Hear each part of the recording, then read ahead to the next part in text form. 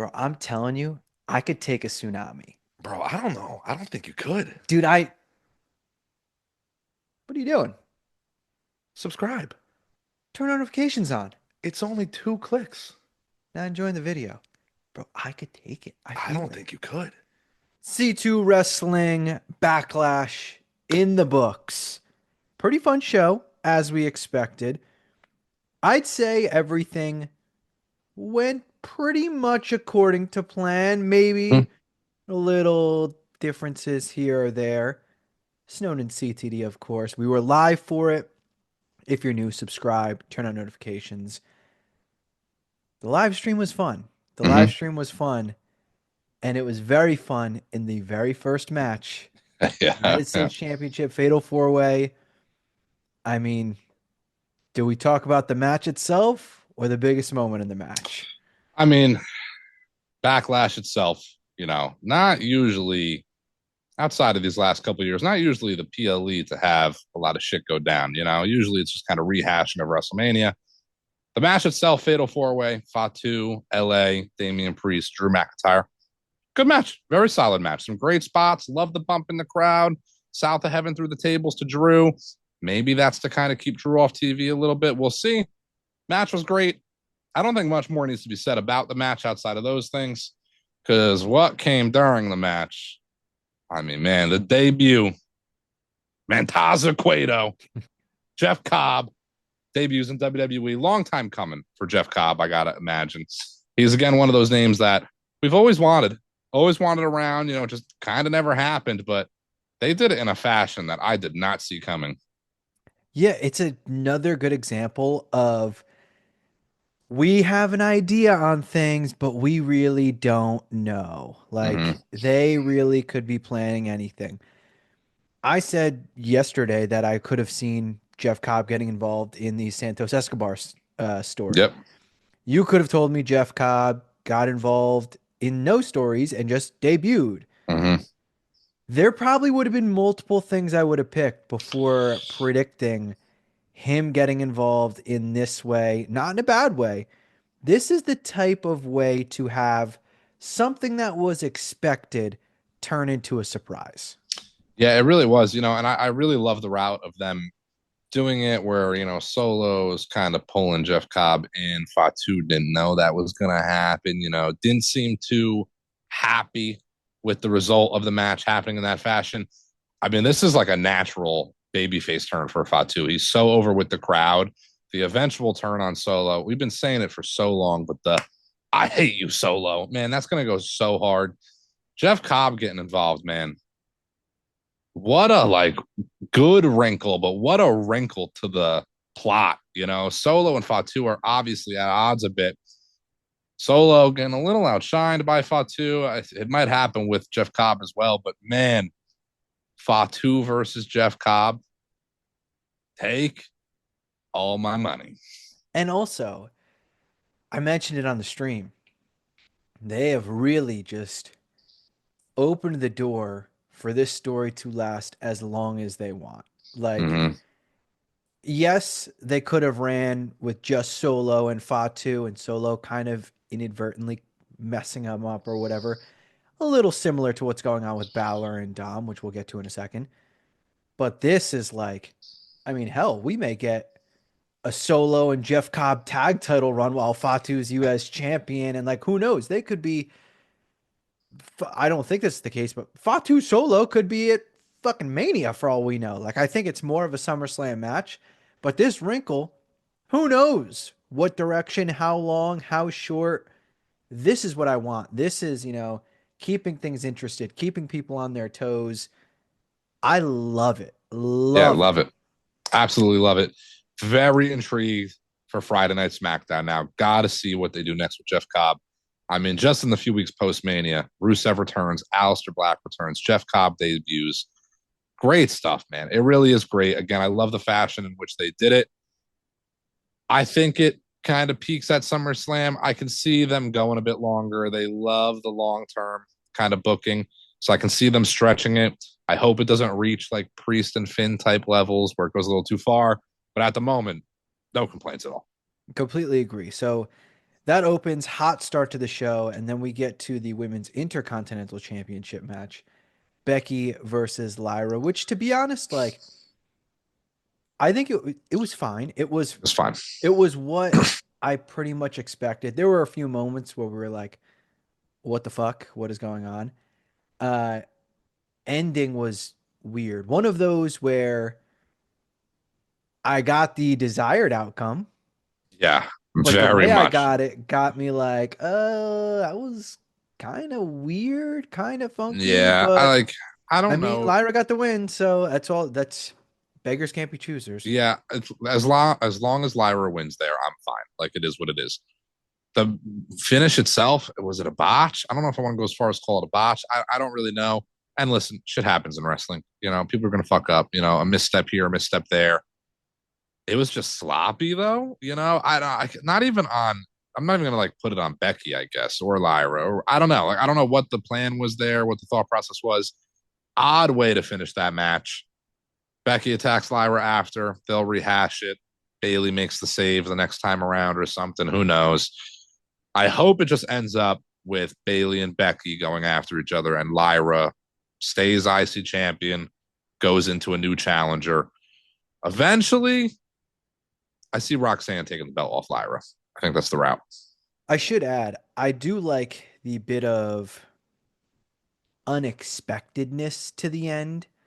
Like Anything could happen. yeah, it was like I don't want to say it It just came out of wasn't. It nowhere. wasn't clean. Is There like my just issue. Yeah. it was Like just something felt off. I wouldn't yeah. say like it wasn't. You almost don't want it to be too clean because then it's like it looks damn near rehearsed. hmm Something just felt off with it. I don't Yeah. know what it was. It wasn't like there was like this glaring issue. It just something felt weird about it. But on paper, if you tell me going into the show, hey, Lyra's going to retain, Becky will attack her after, I'd be like, okay, I'll take that. So I can't complain too much. Can't complain too much, but again, Lyra retained. I can't complain at all, let alone too much, as long as Lyra retained. What was next? Follow Lyra and Becky. That It was was the other other IC. Intercontinental Yeah, they backed it Championship. up. Yep. Dom Mysterio probably puts on his best one-on-one match. I mean, it's up there, right? Yeah, It's got yeah. I to mean, be. he's had some great No, he's had matches. some great ones there for sure, but I think that's kind of up there for Dom's better performances. That tornado DDT to the outside was beautiful. Some great Mexican spots Destroyer there. on the Mexican apron. Destroyer on the apron. The whole match against Penta. Penta looks great. Always is going to be great. Love the interference by not only the Judgment Day, but Grande Americano, man. We called it. We saw that coming. Grande Americano gets involved. Cost Penta. Seems like they're building towards Penta. Grande Americano. Maybe that's where we finally get the unmasking of Grande. But it was all around great, man. I got no complaints. It's exactly what I wanted to happen. We love Penta. I want him to hold a championship, but it's all timing. I don't need him to win the championship right there in that moment. I would have preferred Dom retaining in the fashion he did. I mentioned I don't think Penta versus El Grande Americano will be on the Worlds Collide AAA NXT event, Mm-hmm. but it wouldn't shock me. I mean, we know the ties. Yeah, you had the announcement, and El Grande Americano was kind of one of the centers of the attention during the announcement, and Vikingo is tied into it. Like, it wouldn't shock me if that was the match, and who knows, maybe all of them kind of gang together, and that's for when El Grande Americano gets unmasked. But don't want to take away from the main point of Dom retaining the Intercontinental Championship. And again, we get the further teasing of Finn. First, he goes to grab a chair, delaying attacking Penta and gets tossed out. But then when Dom finally wins, Finn kind of, was a little happy, but you can see it. The seeds are there. We saw on Raw him talking to Roxanne. It's gonna be a great moment. Mm-hmm. It's like we're almost there. We're almost there. We are I coming. my exact point though with this that I've talked about, and the same goes for Solo, Fatu, and Jeff Cobb. Both those stories are getting eerily close to I don't need the titles involved in the story because the story itself is good enough that it Hmm. doesn't need a title. And there's so many talent that need to be working for the title that I'm ready for the titles to be moved on. Not saying I want those people to drop the titles, but man, Finn's eyeing up that IC title. I'm excited for it. Not yet, but we're getting there. Yeah, that's kind of like Backlash was kind of the seventh inning stretch of that feud, and it's arguably a home game. There's no bottom of the ninth coming up. It's going to be a quick inning and a half or 2 innings. I think we are right on the edge of the Judgment Day breakup. We've said this many times in similar feuds, rivalries, whatever it may be, that the title might not be needed in this feud. It's not really needed. I actually like that it's involved, though, with Finn and Dom. I think the story makes sense. Same with Fatu. I just want Fatu to have gold, so that's fine with me. They can involve it. Fatu was one of those names that, like, the title can be on. There's so much talent, so I'm okay with it being there. Dom is amongst that crop of talent that should have a bunch of accolades within his next 15, 20 years. So I want Dom to get those IC title runs in and whatnot. So I'm definitely on board with it. Finn gets the IC title off of Dom. Maybe it happens at some point. He was talking to Roxanne, like you said. I don't know if we're going to get some new faction out of Finn. Does Dom and Judgment Day turn on Finn? Does Finn turn on them? Does JD go with Finn? Who knows? There's so many avenues for them to go with that potential breakup. It's interesting. The match itself, Finn versus Dom, would be hot. Literally hot, because I think it's going to happen at SummerSlam. Agreed. And we'll be fucking melting at that. Yes. Yeah, Yeah. it'll be Literally hot. yeah, Yeah. it'll be quite toasty. Next we have Gunther versus Pat McAfee, which it went pretty much as we expected. Mm-hmm. Like we Yep. as much as I shit on the match being made, I said the match would be fine, which it was. Pat, respect to him, he took way more fucking chops than I would. Mm-hmm. He looked like Pat. Like he didn't, Yeah. I wasn't expecting again. You can't go into that match expecting fucking Will Ospreay versus Kenny Omega. You Yeah. gotta know what you're about to get. You go in expecting Gunther versus Pat McAfee. Like, that's what you expect. That being said, no. What they fucking did towards the end, Pat breaking out of the fucking sleeper hold, Pat fighting through the sleeper hold for a good minute to 2 minutes. You had me. I was getting ready to be like, okay, it was fine. No, it was not fine. Yeah, Gunther against Pat McAfee. Gunther's the type of guy that should be desolating people. Pat McAfee's not a wrestler. He shouldn't really have. It's one thing to be like a babyface and have fight in you, but he shouldn't be breaking out of a Gunther sleeper hold. At the end of the match, Pat McAfee gets up and Gunther kind of gives him a little bit of a nod or a bit of a bow almost. I took it in almost a like I didn't take it in like a respect kind of way. I took it in like a Gunther's being cocky kind of way. So I don't need it. I didn't want it. I would have rather Pat McAfee laid there dead and Gunther walked out on top. But whatever, it is what it is to me. I think the match itself was fine. Honestly, in the grand scheme of things, it's kind of forgettable. In a month, 2, 3, 4 months, a year, I don't think we're ever going to look back and be like that. Pat McAfee match shaped the career of Gunther, but I still think we're on path for like a bigger, tougher, stronger Gunther. And who knows what's next for him? He just got that win over McAfee. Does he want Jay again? Does he get a Money in the Bank qualifier? Who knows? Doors are open for Gunther. That match did not further the Gunther is this No. unstoppable. Don't get me wrong. He looked strong in any time Pat had offense. Gunther either kicked out at one before one, got up right away, like in that aspect. But his offense did not get the killerness that it should have right now. But whatever, it's in the past now. We can move on. That match will be better than Gunther Goldberg. That's when we get that at Dude, SummerSlam. listen. That we already saw the better matchup. So Goldberg obviously is hitting that age too, where I'm surprised he's not actually done quite yet. I'm surprised he wants that one more. Goldberg Gunther, I love it for Gunther, man. I want Gunther to put Goldberg down. I love that accolade. does this Gunther's. match give you the confidence that they'll have Gunther fucking kill Goldberg? I absolutely think Gunther beats Goldberg for sure. I think he'll beat him, but Yes, yeah. not how he should. I don't know. I'm open to it. I really don't know. I do 100% agree. Like, yeah, I thought this would go a little bit more like McAfee's going to get destroyed. Didn't quite go exactly that route. Going through Goldberg, I'm for it, man. I like that. I know Goldberg's got a lot of hate going his way. Goldberg is not put on a 5-star classic. I get it. But I think it only adds credit to Gunther when the best Goldberg match of his career is going to be his final match against Gunther. That's going to more so solidify that Gunther's the GOAT. Speaking of quality of matches, we have the main event. Mm-hmm. John Cena versus Randy Orton. I got some messages, some people saying this match stinks.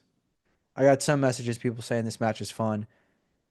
I enjoyed it. Yeah, I it's fine. also, as we said for multiple matches, we didn't go in expecting something crazy. Mm-hmm. I was fine with the build. I was fine with the matchup.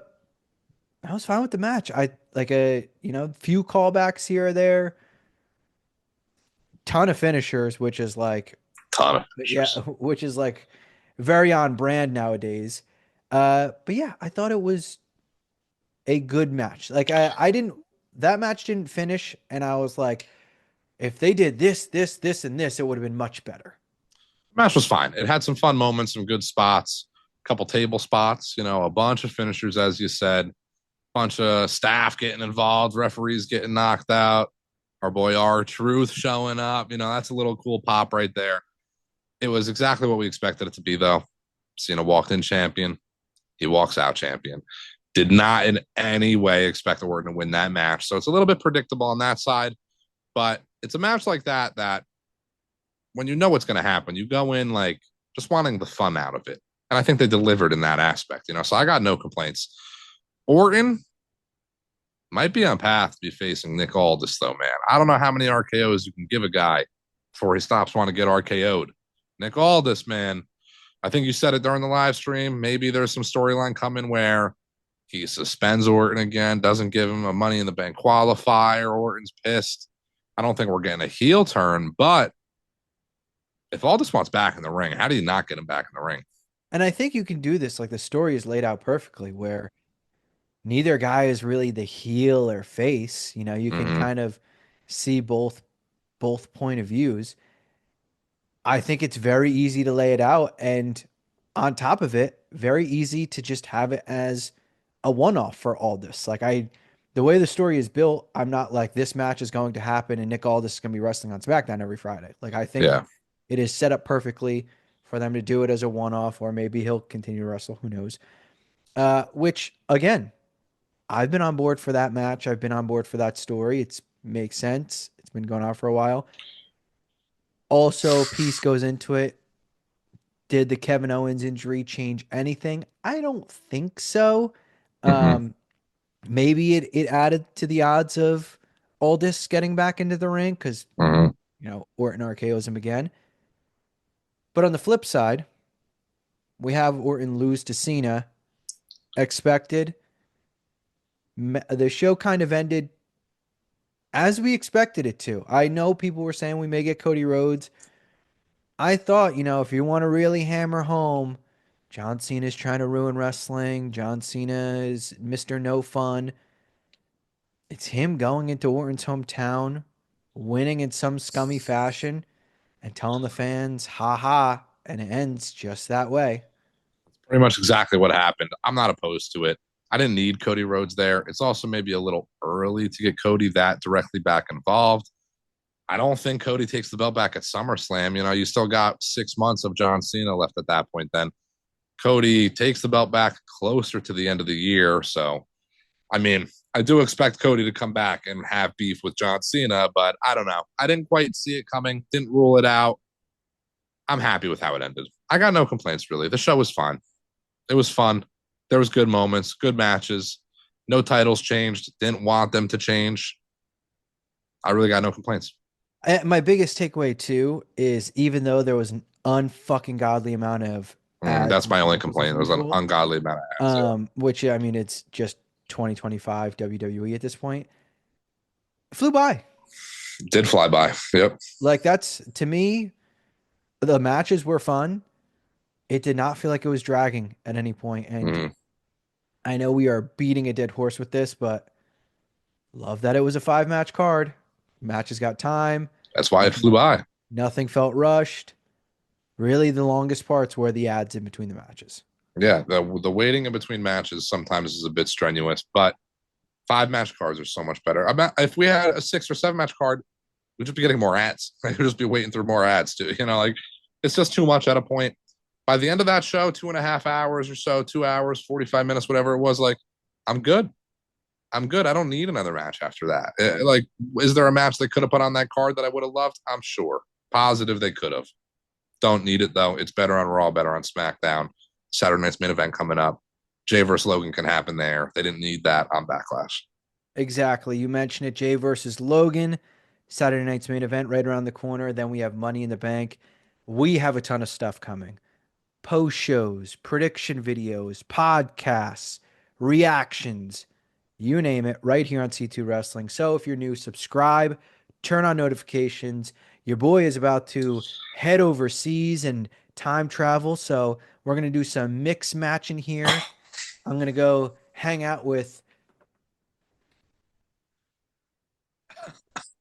go adopt Fifi, make the, make the mascot of C2 Wrestling, Tommy Boy, quite jealous as I walk Fifi around the streets of Paris, France. It has been another live stream in the books for C2 Wrestling, as CTT said. We look forward to what's to come. So stay tuned. That was just a backlash, a Rye Backlash legend. Nothing too crazy. A lot of content coming your ways. C2 Wrestling.